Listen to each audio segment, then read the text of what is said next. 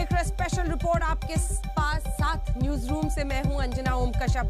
बड़ी और अहम खबर के साथ हम शुरुआत कर रहे हैं क्योंकि आज की सुर्खियां आपने अखबार में पढ़ी होंगी। जी हां, सभी मेन हेडलाइंस बता रही हैं कि कोरोना की कैसी दूसरी लहर हम देख रहे हैं देश में। आप सोचिए, महाराष्ट्र में एक बार फिर से ऑल टाइम हाई होना। आपको याद आ गए होंगे वो दिन जब घर की चारदीवारी में हम सब बंद होकर रह गए थे, घर की लक्ष्मण रेखा से बाहर नहीं आ सकते थे, लॉकडाउन का वो दौर। और इसी मद्देनजर हम महाराष्ट्र से आती हुई एक बड़ी खबर के साथ बुलेटिन की शुरुआत कर रहे हैं क्योंकि मुख्यमंत्री उद्धव ठाकरे ने संकेत दिए हैं लॉकडाउन भी एक विकल्प है।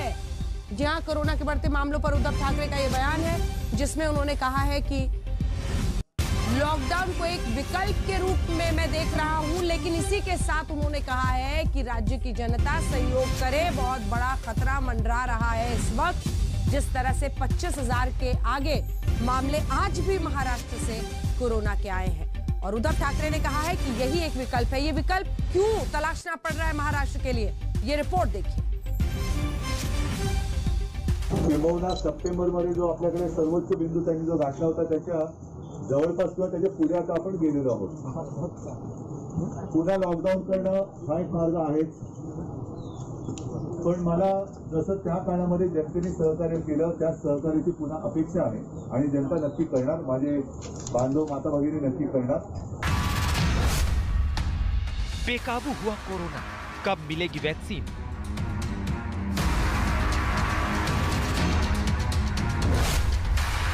अब क्यों इंतजार, सबको वैक्सीन दो सरकार।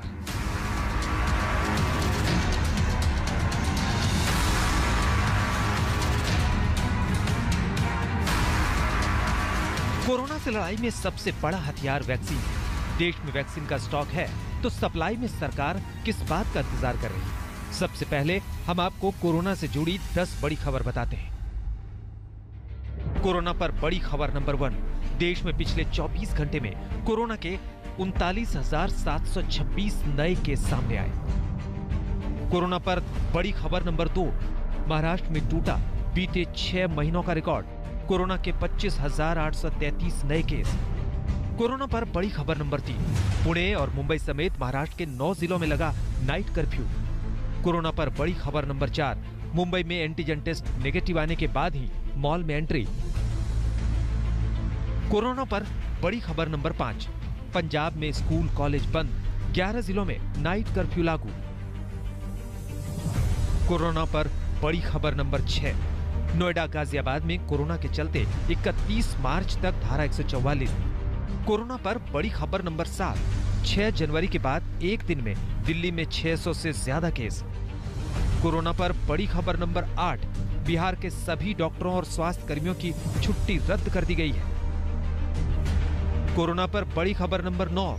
यूपी के सभी जिलों में कैदियों को मिलेगी कोरोना वैक्सीन। कोरोना पर बड़ी खबर नंबर 10।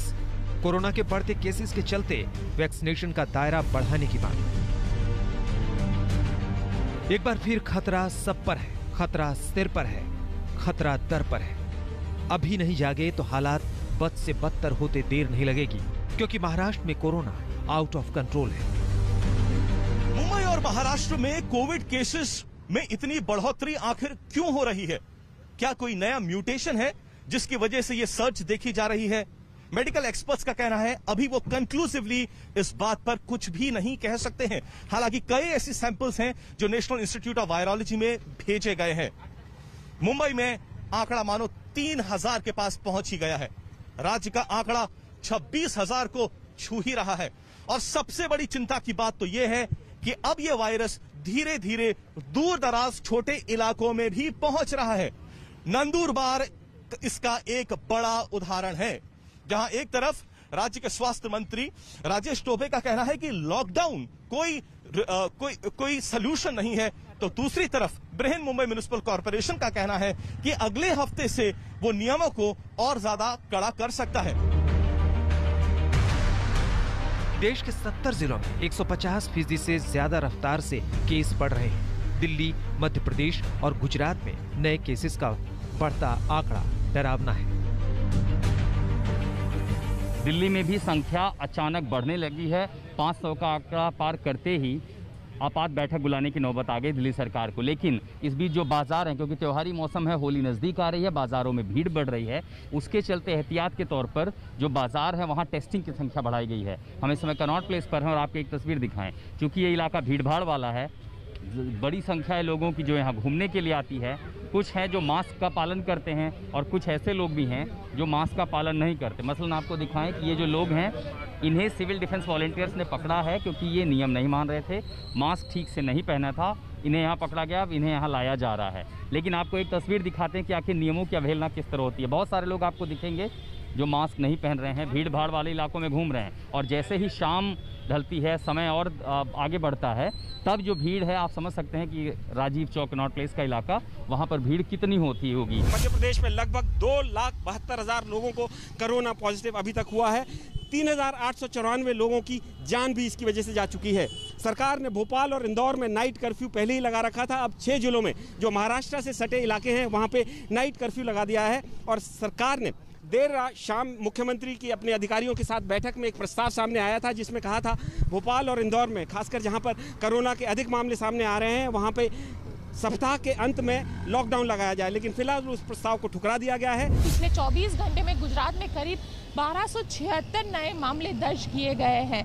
वैसे में चाहे अहमदाबाद हो या सूरत, जो कि दोनों ही कोरोना का हॉटस्पॉट बना हुआ है, वहाँ पे करीब 300 के आसपास मामले आ रहे हैं। तो वहाँ पे इस तरीके से जो कोरोना के कैंप है वो लगाए गए हैं। यहाँ पे टेस्टिंग की जाती है, ये फ्री टेस्टिंग कैंप जो है वो लगा दिए गए हैं। और पूरे शहर में इस तरीके के करीब, अहमदाबाद की ही बात की जाए तो 80 से ज़्यादा ऐसे कैंप लगाए गए हैं, जहाँ सुबह से ही लाइन लगना शुरू हो जाती है टेस्टिंग के लिए।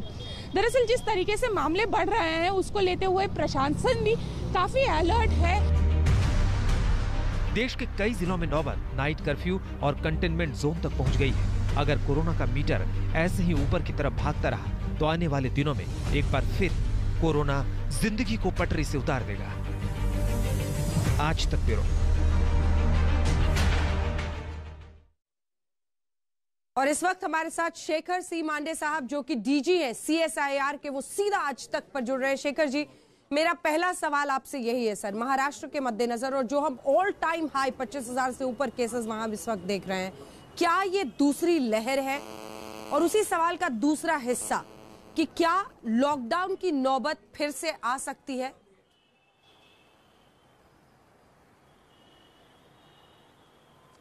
तो ऐसा है कि जैसे कि ऐसी जो महामारियां होती है, जैसे 1918, 1919 का जो स्पेनिश फ्लू था, ये ऐसे लहरों में आते हैं। और जैसे कि हमने कोविड-19 में भी देखा है कि कई देशों में, यूरोप में और अमेरिका में दूसरी लहर भी आई थी, कई जगह तीसरी लहर भी आना शुरू हो गया था। तो हम लोग इसको दूसरी लहर जब कहते हैं जब दूसरे बार के आंकड़े जो है पहले बार से आंकड़ों से अगर मिलना शुरू करे। आज पूरे देश में अगर देखें तो हमारे पहली लहर में जो सितंबर में जो आंकड़े आ रहे थे वो करीबन 90,000, 95,000 जैसे आंकड़े थे। लेकिन उस तक अभी तक पूरे देश में हम नहीं पहुंचे हैं। लेकिन जरूर कुछ प्रांतों में, जैसे कि आपने जिक्र किया महाराष्ट्र का, परिस्थिति काफ़ी गंभीर है। क्योंकि आज के दिन आपने जैसे बताया कि 25,000 लोगों का आंकड़ा आया है महाराष्ट्र से, वो मैं समझता हूँ कि काफ़ी गंभीर है। लेकिन लॉकडाउन करना या न करना ये सरकार का निर्णय अलग से होगा। एक बात तो जो जनता कर सकती है कि कोरोना एप्रोप्रिएट बिहेवियर को जनता जरूर अपना सकती है।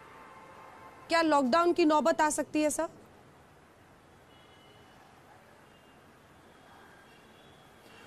लॉकडाउन होना या न होना, जैसे कि मैंने बताया कि ये सरकार का अलग से निर्णय होगा कि किस शहरों में, किस इलाकों में नंबर काफ़ी हद से ज़्यादा बढ़ रहे हैं जी। तो लॉकडाउन से पहले जरूर ये चिंता करनी होगी कि अगर ऐसी कोई हाउसिंग कॉलोनीज हो या कुछ जगह हो जिधर आंकड़े काफ़ी बढ़ रहे हैं, तो वहाँ पे लोगों को अगर आइसोलेट करके पहले प्रथम चरण में वहाँ पे अगर क्वारंटाइन करे तो ज़्यादा अच्छा रहेगा। लेकिन लॉकडाउन करना या न करना ये सरकार निर्णय अपने आप लेगी। जी शेखर जी, आप प्लीज बने रहिए हमारे साथ। अपने दर्शकों को जरा जल्दी से एक वैक्सीनेशन पर रिपोर्ट दिखाते हैं, क्योंकि इसी पर मैं अगला सवाल भी आपसे करना चाहती हूँ। जब पिछली बार हमने लॉकडाउन का सामना किया था, घरों में हम सब बंद हो गए थे, तब तो कोई दवाई भी नहीं थी। लेकिन अब वैक्सीनेशन आने के बाद, दवाई नहीं है ये जरूर समझना है, लेकिन वैक्सीनेशन है, असर भी 1.5 महीने बाद आता है एक व्यक्ति के वैक्सीनेट होने के बाद। क्या जो 45 के ऊपर वाले लोग हैं कोमॉर्बिडिटी के साथ, उन्हें ही वैक्सीनेट किया जा रहा है। क्या इस नियम को रिलैक्स करने की जरूरत है? क्या सबको वैक्सीनेशन की शुरुआत करने की जरूरत है? ये रिपोर्ट पहले देखिए। कुछ राज्यों में केसेस कम होने के बाद अचानक से वृद्धि होने लगी है। हमारा कॉन्फिडेंस ओवर कॉन्फिडेंस भी नहीं हो जाना चाहिए। हमारी ये सफलता लापरवाही में भी नहीं बदलनी चाहिए। देश में कोरोना ने फिर से डरावनी दस्तक दी है, चिंताएं बढ़ा दी हैं। केस बढ़ रहे हैं और हर कोई फिर से दहशत में आ गया है। खुद प्रधानमंत्री कहते हैं कोरोना की दूसरी पीक को हर हाल में रोकना होगा। अगर हम इस बढ़ती हुई महामारी को यही नहीं रोकेंगे तो देशव्यापी आउटब्रेक की स्थिति बन सकती है। हमें कोरोना की उस उभरती हुई सेकंड पीक को तुरंत रोकना ही होगा। यहां सवाल उठता है कि कोरोना की ये सेकेंड पीक कैसे रुकेगी? अब तो देश में कोरोना की दवाई भी आ गई है, फिर क्यों कोरोना के फैलने की रफ्तार रोजाना बढ़ रही है? आखिर वजह क्या है? क्या वैक्सीनेशन में ढिलाई हो रही है? क्या देश में वैक्सीन की कमी हो रही है? क्या लोग वैक्सीन लगवाने से कतरा रहे हैं? क्या वैक्सीनेशन की पाबंदियों को हटाना चाहिए? क्या वैक्सीनेशन को सबके लिए खोल देना चाहिए? आज हम वैक्सीन और वैक्सीनेशन का पूरा विश्लेषण करते हैं। सवाल उठ रहा है कि जब कोरोना फैल रहा है तो सरकार सबको वैक्सीन की इजाजत क्यों नहीं दे देती? सवाल यह भी कि कहीं डोज की कमी तो नहीं है? तो हमें किस बात ने रोक रखा है? जो भारत में नीति निर्माता हैं, उन्होंने हर किसी तक वैक्सीन पहुंचाने पर पाबंदी लगाई हुई है। एक वयस्क व्यक्ति सीधे जाकर वैक्सीन नहीं ले सकता। पुरुष या महिला की उम्र कम से कम 60 साल होनी चाहिए या 45 के ऊपर होने पर उसे दूसरी गंभीर बीमारियां होनी चाहिए। अब सवाल यह है कि क्या वैक्सीन मामलों की बढ़ोतरी को रोक सकती है? ये समझने के लिए देखना जरूरी है कि भारत में अब तक कितनी आबादी को वैक्सीन दी जा चुकी है। मान लीजिए कि भारत में 100 लोग रहते हैं, तो उस हिसाब से उनमें से अब तक 2.04 को वैक्सीन मिली है। ये 2.04 डोज भी उन लोगों को मिली है जो स्वास्थ्य कर्मी, फ्रंटलाइन वर्कर हैं या गंभीर बीमारियों से जूझ रहे 45 साल से ज्यादा उम्र वाले और 60 साल से अधिक उम्र वाले लोग हैं। विपक्ष भी लगातार कोरोना टीकाकरण की धीमी रफ्तार पर सवाल उठा रहा है। विपक्ष ने आरोप लगाया है कि अगर वैक्सीनेशन की स्पीड यही रही तो सभी देशवासियों को टीका लगने में 18 साल लग जाएंगे। एक रिपोर्ट के मुताबिक भारत में 3.5 करोड़ टीके दिए जा चुके हैं। 6 करोड़ डोज निर्यात किए गए हैं। 1 मार्च से जब से हमने निजी स्वास्थ्य केंद्रों पर टीकाकरण को अनुमति दी है, हम हर दिन औसतन बमुश्किल 15 लाख टीके तक पहुंच पा रहे हैं, जो कि हमारी वैक्सीनेशन क्षमता 60 लाख डोज प्रतिदिन का 1/4 है। हालांकि 15 मार्च को 30 लाख से ज्यादा लोगों को कोविड-19 का टीका लगाया गया। देश में वैक्सीनेशन की गति लगातार बढ़ रही है। हम एक दिन में 30 लाख लोगों को वैक्सीन करने के आंकड़े को भी एक बार तो पार कर चुके हैं। सवाल सिर्फ टीकाकरण की धीमी रफ्तार पर ही नहीं उठ रहे हैं, बल्कि ये भी कहा जा रहा है कि भारत वैक्सीन को जरूरत से ज्यादा एक्सपोर्ट कर रहा है। कुछ दिन पहले दिल्ली हाईकोर्ट ने टीकाकरण को लेकर सख्त टिप्पणी की थी, जिसमें कहा था कि देश में अपने लोगों का टीकाकरण नहीं हो पा रहा है और हम कोरोना के टीके दूसरे देशों को दान कर रहे हैं या बेच रहे हैं। भारत कई देशों को कोरोना वैक्सीन की डोज डोनेट कर चुका है। इसमें Jamaica, Bhutan, Maldives, Mauritius, Bahrain, Nepal, Bangladesh, Canada और श्रीलंका शामिल है। हालांकि संसद में केंद्र सरकार वैक्सीन के एक्सपोर्ट को लेकर जवाब भी दे चुकी है और ये भी कह चुकी है कि वैक्सीन की कोई कमी नहीं है। वैक्सीन जो भारत के लोगों को दी जा रही है या विदेशों में भेजी जा रही है, किसी भी कीमत पर भारत के लोगों के एक्सपेंस पर विदेशों को नहीं भेजी जा रही है और इसके लिए हाईएस्ट लेवल पर जो एक्सपर्ट्स भी हैं और जो एक सरकार की कमेटी एक बहुत ही एक रीजनेबली सेंसिबल बैलेंस इस बारे में मेंटेन कर रही है। हालांकि सरकार की तरफ से ये भी कहा गया है कि देश में वैक्सीन की बर्बादी हो रही है। खुद इसके लिए प्रधानमंत्री ने हिदायत दी है कि वैक्सीन की बर्बादी को रोका जाए। वैक्सीन डोसेज वेस्ट होने की समस्या को बहुत गंभीरता से लेना चाहिए। तेलंगाना और आंध्र प्रदेश में 10% से ज्यादा वैक्सीन वेस्टेज है। यूपी में भी वैक्सीन वेस्टेज करीब करीब वैसा ही है। वैक्सीन क्यों वेस्टेज हो रही है, इसकी भी राज्यों में समीक्षा होनी चाहिए और मैं मानता हूं हर रोज शाम को इसकी मॉनिटरिंग की व्यवस्था रहनी चाहिए और हमारी सिस्टम को प्रोएक्टिव लोगों को कांटेक्ट करके एक साथ इतने लोग मौजूद रहें ताकि वैक्सीन वैक्सीन वेस्टेज न जाए, इसकी व्यवस्था होनी चाहिए। देश भर में कोरोना संक्रमण के नए मामलों में तेजी को देखते हुए यूपी सरकार ने अब 18 से 45 साल की उम्र के सभी लोगों को कोरोना वायरस वैक्सीन लगाने की तैयारी की है। राज्य सरकार से प्रस्ताव केंद्र को भी भेजने की तैयारी में है। यूपी सरकार इस बैरियर को तोड़ना चाहती है जिसमें 45 साल से अधिक उम्र के गंभीर बीमारी से पीड़ित लोगों को वैक्सीन लगाने की अनुमति है। आज तक ब्यूरो। शेखर जी, अब जो आप बोलेंगे उसको हर कोई बहुत ध्यान से सुनेगा। पहले जो हमने लॉकडाउन पर चर्चा की वो भी बहुत लोग जानना चाहते थे, लेकिन वैक्सीनेशन को लेकर कई लोगों के सवाल हैं। सभी का टीकाकरण हम देश में क्यों नहीं शुरू करते? आपका क्या नजरिया है इस पर?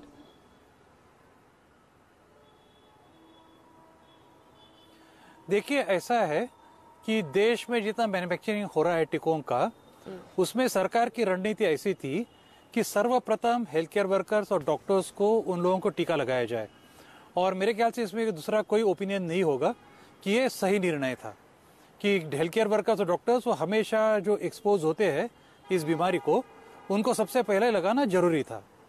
अब दूसरा प्रायोरिटी जो आया है, जो लोग ज्यादा ससेप्टिबल है इस डिसीज को, जैसे कि 60 की उम्र से ऊपर के और जो 45 की उम्र के ऊपर के, लेकिन जिनको कोमॉर्बिडिटी हो, इसमें भी मेरे ख्याल से कोई सवाल नहीं उठना चाहिए कि ये लोग जो है इनको थोड़ा ज्यादा तकलीफ हो सकती है कोरोना होने की वजह से। इसलिए प्रायोरिटी से इन लोगों को जल्द से जल्द टीका लगना चाहिए और ये खत्म होने के बाद ही अगर वैक्सीन अगर हो हमारे पास तो फिर पूरी जनता को जरूर मिलेगी, क्यों नहीं मिलेगी। तो इसलिए इसके ऊपर सवाल ऐसे खड़ा करना मैं समझता हूँ कि उचित नहीं होगा। ठीक है, धन्यवाद आपका। जुड़े रहिए शेखर जी हमारे साथ। एक आखिरी सवाल मैं जल्दी से करूंगी, जरा स्कूल का अपनी ये रिपोर्ट दिखा देते हैं, क्योंकि कई राज्यों में स्कूल खुल गए हैं, वहां से माँ बाप चिंतित हो रहे हैं क्योंकि आंकड़े वहां पर बढ़ रहे हैं। जल्दी से उस पर एक झलक।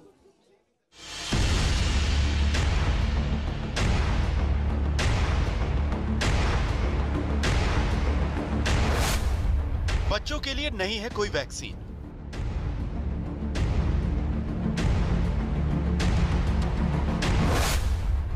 शहर शहर छात्र बने कोविड के शिकार।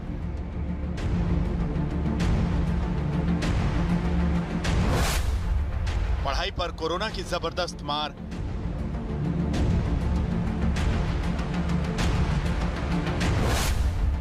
बोर्ड की परीक्षा पर कोरोना का साया। जैसे जैसे कोरोना के मामले बढ़ रहे हैं, वैसे वैसे स्कूल और कॉलेज में पढ़ने जा रहे स्टूडेंट्स के शिकार बनने के आंकड़े बढ़ते जा रहे हैं। बड़ी खबर महाराष्ट्र के पालघर से आई है। पालघर में एक शिक्षक समेत 31 छात्र कोरोना संक्रमित। नंडोरे में आदिवासी आश्रम स्कूल में कोरोना का कहर। स्कूल की 24 छात्राएं और 6 छात्र संक्रमित हैं। अगले आदेश तक पूरे हॉस्टल को बंद करने का आदेश।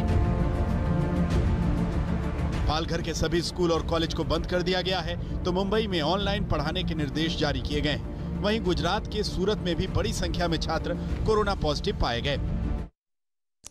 शेखर जी, हमने आंकड़े दिखाए, कई जगह जहां स्कूल खुल रहे हैं वो सब बताया अपने दर्शकों को। अब आप बताइए, क्या ऐसे वक्त पर जब हम देख रहे हैं कि केसेस में लगातार इजाफा हो रहा है, स्कूल्स का खोलना सही है? माता पिता की चिंता वाजिब है?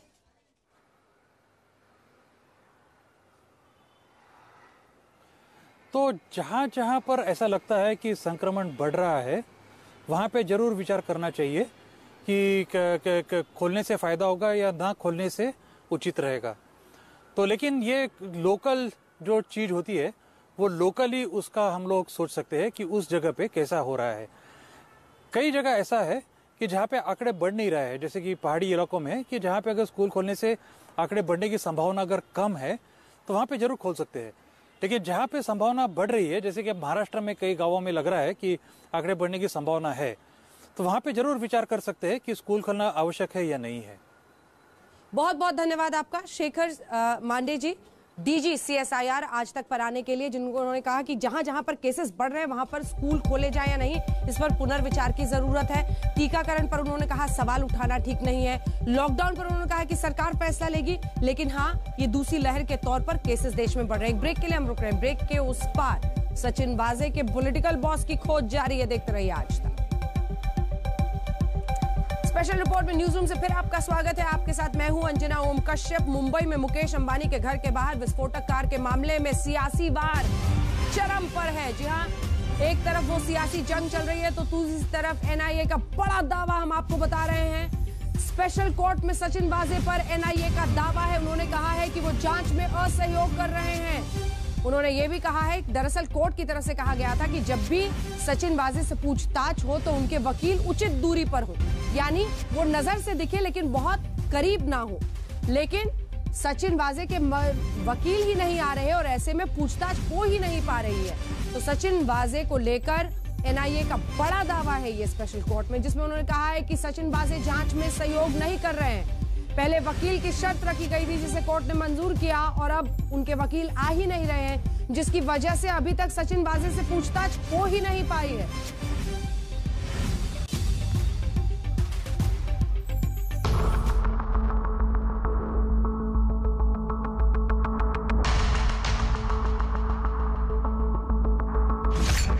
सचिन वाजे का सबसे बड़ा झूठ पकड़ा गया।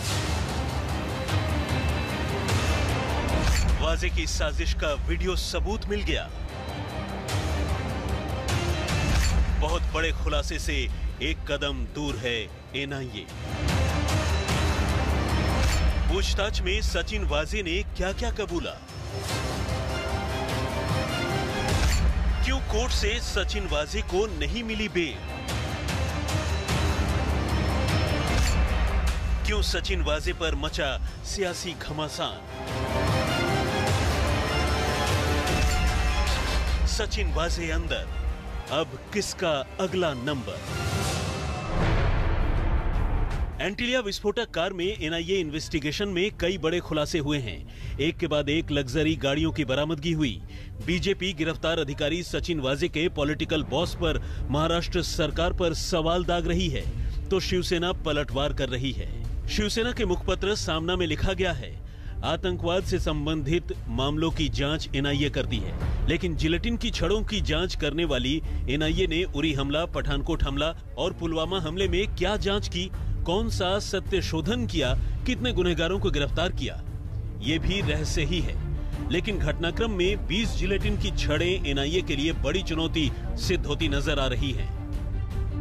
इस पूरे घटनाक्रम का श्रेय राज्य का विपक्ष ले रहा है। हिरासत में आए पुलिस अधिकारी सचिन वाजे के पीछे वास्तविक सूत्रधार कौन है? सचिन वाजे को लेकर सियासी लड़ाई चल रही है, लेकिन वाजे का गॉडफादर कौन है, ये सबसे बड़ी मिस्ट्री है। आखिर ऐसा क्यों? आज इस सवाल का जवाब आपको मिलेगा। कहते हैं जब कोई क्राइम करता है तो कोई ना कोई सबूत जरूर छोड़ देता है और NIA उन्हीं सबूतों तक पहुंच रही है और काफी हद तक पहुंच भी चुकी है। जी हाँ, सचिन वाजे बड़े शातिराना तरीके से पूरी साजिश रच रहा था, ये NIA का दावा है। और NIA ने यह भी दावा किया है कि जो काली मर्सिडीज मिली है उसी से पोल खुल रही है, उसी से सबूत मिल रहे हैं उस अपराध के, उस क्राइम के जो इस पूरे केस में हुआ है।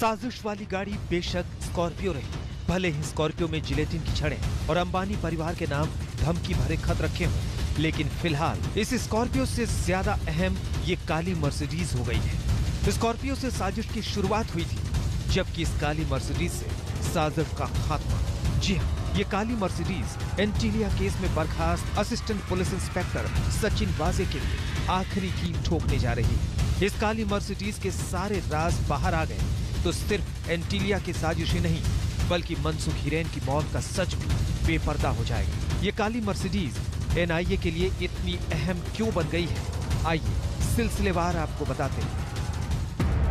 एनआईए के हाथ एक सीसीटीवी फुटेज लगा है। सीसीटीवी में कैद तस्वीरें छत्रपति शिवाजी महाराज टर्मिनस यानी सीएसटी के बाहर की है। पर खबर ये नहीं है, खबर है इस तस्वीर में कैद दो चेहरे, तस्वीर की तारीख और वक्त। ये तस्वीर 17 फरवरी रात 9 बजे की है और तस्वीर में कैद है सचिन वाजे और मनसुख हिरेन। जी हाँ, ये उसी दिन की तस्वीर है जिस दिन स्कॉर्पियो बकौल Mansukh Hiren eastern express highway पर शाम 6 बजे के करीब खराब हो गई थी। लेकिन सीसीटीवी की ये तस्वीरें कुछ और ही कहानी बयां कर रही है।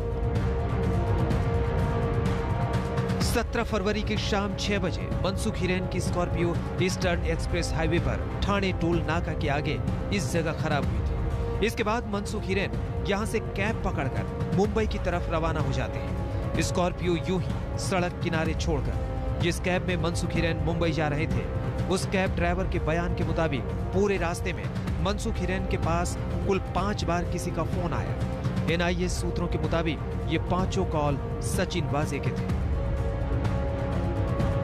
बकौल कैब ड्राइवर मनसुख हिरेन ने सबसे पहले उससे पुलिस मुख्यालय के सामने जाने के लिए कहा था, लेकिन दोबारा जब मनसुख के पास फोन आया तो मनसुख ने जगह बदल दी। मनसुख ने कैब ड्राइवर से सीएसटी चलने को कहा और उसी सीएसटी के बाहर एक कैमरे में मनसुख और वाजे कैद हो गए।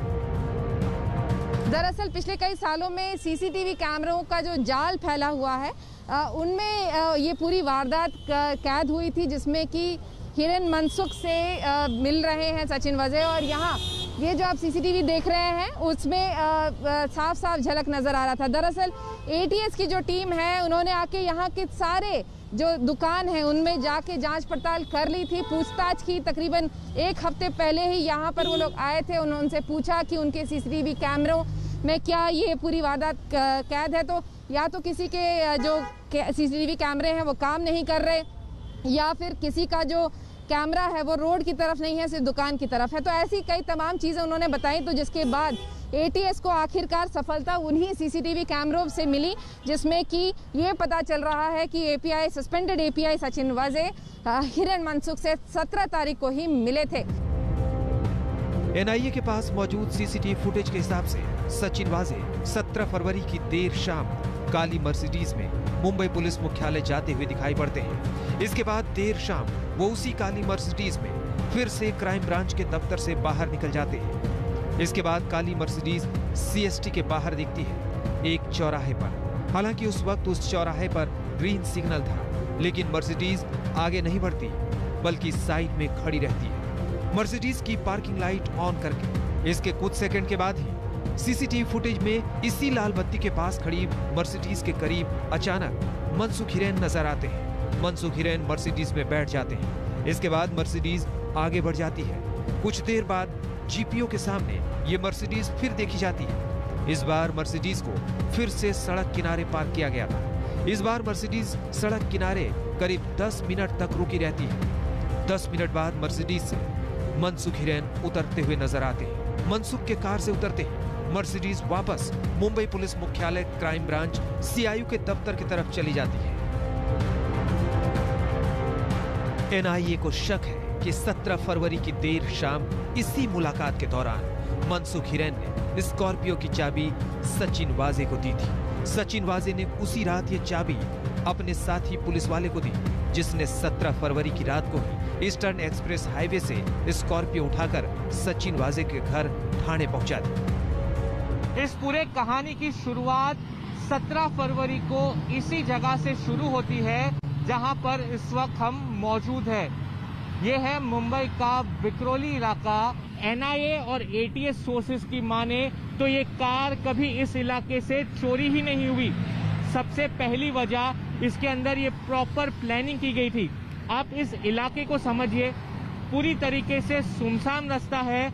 अंधेरा होने के बाद यहाँ पर स्ट्रीट लाइट तक मौजूद नहीं है, यहाँ पर कोई सीसीटीवी कैमरे नहीं लगे हैं और ऐसी जगह पे वो गाड़ी यहाँ पर लगा के गए।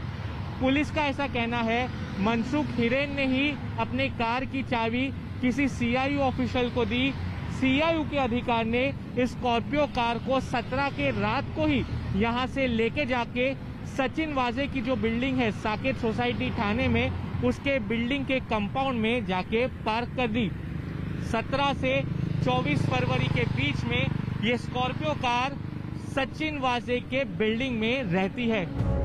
इसके बाद 17 से 24 फरवरी तक स्कॉर्पियो थाने में सचिन वाजे के इसी साकेत हाउसिंग कॉम्प्लेक्स में खड़ी रही। 25 फरवरी को स्कॉर्पियो सचिन वाजे खुद घर से चलाकर निकलते हैं और देर रात फिर यही स्कॉर्पियो एंटीलिया के बाहर खड़ी मिलती है।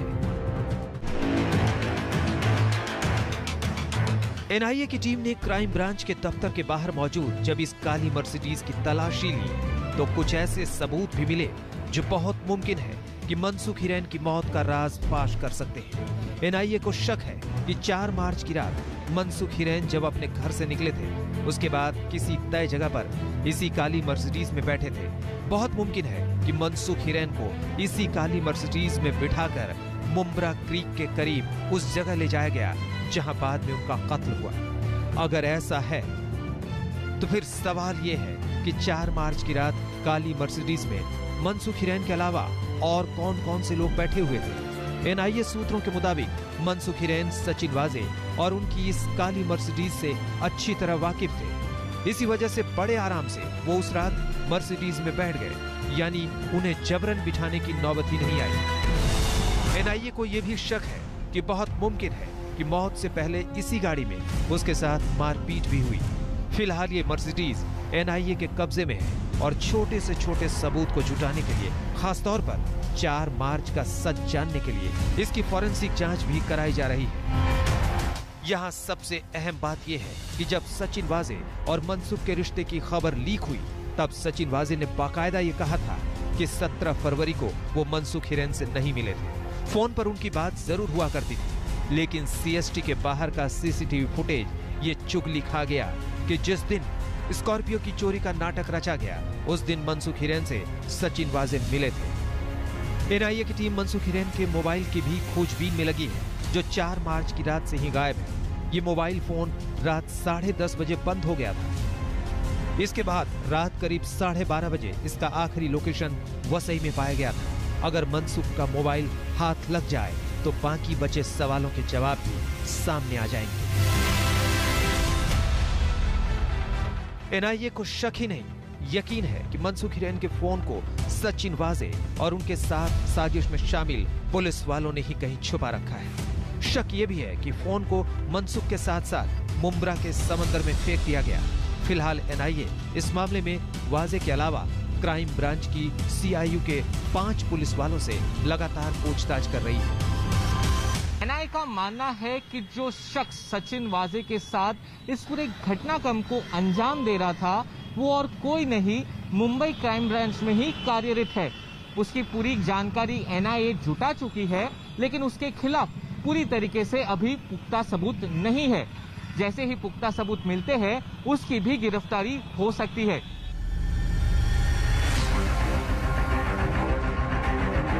हालांकि एनआईए का इल्जाम है कि सचिन वाजे पूछताछ में सहयोग नहीं कर रहे हैं, वो लगातार सवालों को टाल रहे हैं। इसी वजह से उनसे ढंग से पूछताछ नहीं हो पा रही है। ये बात एनआईए ने बाकायदा शुक्रवार को मुंबई के एक स्पेशल कोर्ट में कही। सचिन वाजे मुंबई पुलिस में महज असिस्टेंट पुलिस इंस्पेक्टर के पद पर तैनात थे, लेकिन उनके घर और दफ्तर से एनआईए अब तक 2 मर्सिडीज, 1 लैंड क्रूजर प्राडो जब्त कर चुकी है। इसके अलावा इंटीलिया साजिश में शामिल स्कॉर्पियो और मुंबई क्राइम ब्रांच की गाड़ी इनोवा पहले से ही एनआईए के कब्जे में है। एनआईए सूत्रों के मुताबिक सचिन वाजे और भी कई प्राइवेट कार का इस्तेमाल किया करते थे, जिनकी तलाश की जा रही है। मुंबई से विद्या और सौरभ वक्तानिया के साथ शम्स ताहिर खान, आज तक।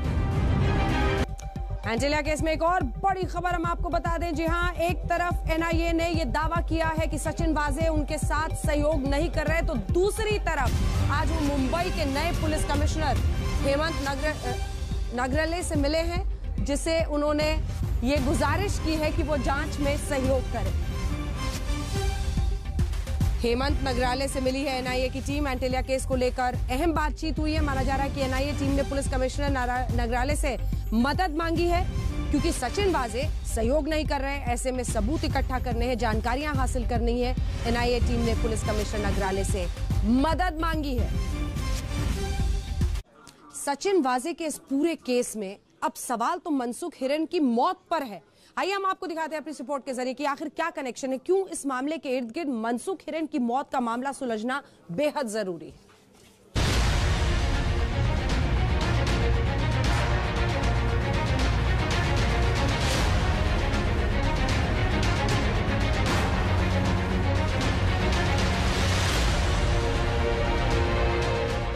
उनको बुलाया तो वो कल भी गए पर रिटर्न वापस आए नहीं और उनका कॉल मतलब 10 बजे बाद कॉल बंद हो गया और कोई कांदीवली से क्राइम ब्रांच से कोई तावड़े करके उनका कॉल आया था। 4 मार्च की रात 8 बजे मनसुख हिरेन के मोबाइल पर फोन करने वाला पुलिस अफसर तावड़े आखिर कौन है? इस तावड़े का राज क्या है? इस तावड़े ने 4 मार्च की रात 8 बजे अचानक मनसुख हिरेन को फोन कर कांदीवली में मौजूद क्राइम ब्रांच के दफ्तर क्यों बुलाया था? क्या कांदीवली क्राइम ब्रांच की किसी यूनिट में तावड़े नाम का कोई पुलिस अफसर है, या फिर कहीं ऐसा तो नहीं कि मनसुख हिरेन ने अपनी पत्नी और बेटे को घर से निकलने से पहले जो नाम बताया था वो तावड़े ना होकर उससे मिलता जुलता कोई नाम? ये सवाल और तावड़े का सच सामने आने के बाद ही मनसुख हिरेन की मौत का सच सामने आएगा। क्या मनसुख हिरेन की मौत की जांच कर रही महाराष्ट्र एटीएस इस तावड़े के सच के करीब पहुंच गई है? एटीएस सूत्रों के मुताबिक मुंबई क्राइम ब्रांच से जुड़े एक सीनियर पुलिस इंस्पेक्टर से वो पूछताछ कर रही है। इस पुलिस इंस्पेक्टर का नाम सुनील माने है। सुनील माने मुंबई क्राइम ब्रांच के यूनिट 11 में तैनात है और इत्तेफाक से क्राइम ब्रांच का यूनिट 11 मुंबई के कांदीवली इलाके में ही है। 4 मार्च की रात 8 बजे मनसुख हिरेन ने तावड़े के नाम के अलावा ये भी कहा था कि उन्हें पूछताछ के लिए क्राइम ब्रांच के दफ्तर कांदीवली बुलाया गया। मुंबई से विद्या, मुस्तफा शेख और सौरभ अख्तानिया के साथ शम्स ताहिर खान, आज तक। इसी के साथ स्पेशल रिपोर्ट में इतना ही। आप देखते रहिए आज तक। नमस्कार, मैं हूं अंजना ओम कश्यप। हमें उम्मीद है ये वीडियो आपको पसंद आया होगा। लेटेस्ट खबरों के लिए यूं ही देखते रहिए आज तक और इस वीडियो के पसंद आने पर लाइक, शेयर एंड सब्सक्राइब करना ना भूलें।